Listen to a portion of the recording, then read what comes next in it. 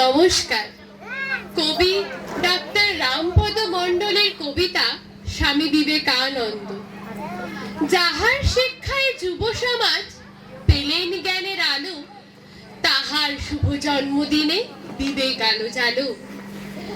জীবের সেবাই শিবের সেবা, এমন মহান বাণী মানব সমাজ মান্য দিলেন সকল গুণীজ্ঞানী। সেবার লাগি স্কুল ও কলেজ গড়েন শিল্প শিক্ষা, কর্মযোগ্যই মহান ধর্ম স্বনির্ভরের দীক্ষা।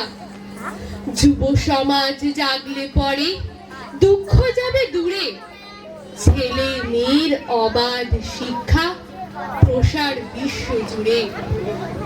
ওঠো জাগো, লক্ষ্য নিয়ে ঝাঁপিয়ে পড়ো কাজে, স্বামীজির আজ বাণীর আলো জ্বালাও জীবন মাঝে।